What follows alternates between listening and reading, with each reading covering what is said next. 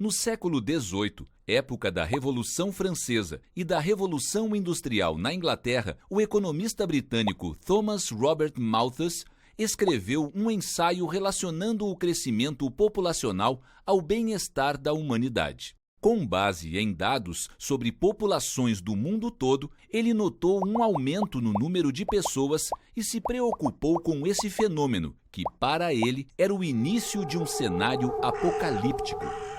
Em seu Ensaio sobre o Princípio da População, ele afirma que a população, quando não controlada, cresce em progressão geométrica. Os meios de subsistência crescem apenas em progressão aritmética. Malthus exemplifica sua teoria com a seguinte situação. Suponha que a população da Inglaterra dobra a cada 25 anos.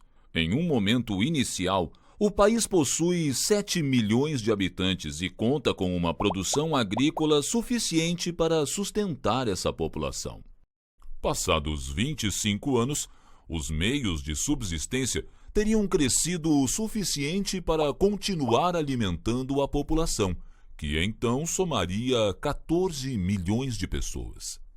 Ao fim de mais 25 anos, porém, enquanto a população do país saltaria para 28 milhões, seus meios de subsistência seriam suficientes para o sustento de apenas 21 milhões de pessoas.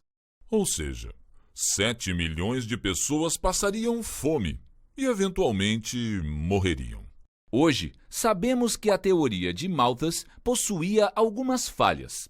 Naquela época, muitas mudanças estavam ocorrendo nos processos de produção, na política e na própria organização social. Ele não previu adequadamente algumas dessas mudanças, como o desenvolvimento de novas técnicas na agricultura, e também não considerou que a população de alguns países poderia diminuir em vez de aumentar, como ocorreu na Alemanha e no Japão, cerca de um século depois. Ainda assim, sua teoria foi influente em diversas situações, como durante a chamada Grande Fome, que teve início em 1845 na Irlanda. Nessa época, um fungo atacou as plantações de batatas, principal alimento dos irlandeses, provocando uma grave crise alimentar no país.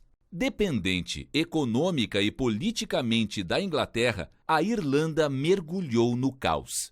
Milhares de irlandeses morreram de fome e outros tantos migraram em massa, principalmente para os Estados Unidos e para a Inglaterra. A teoria de Malthus passou então a ser ideologicamente explorada por políticos ingleses. Eles alegavam que a culpa por essa situação era dos irlandeses, que haviam procriado em excesso, e não das práticas políticas e econômicas da Inglaterra em relação à Irlanda. A crise gerou um forte atrito entre Irlanda e Inglaterra. Apenas em 1997, a Inglaterra reconheceu sua falha por não ter dado maior assistência aos irlandeses durante a Grande Fome.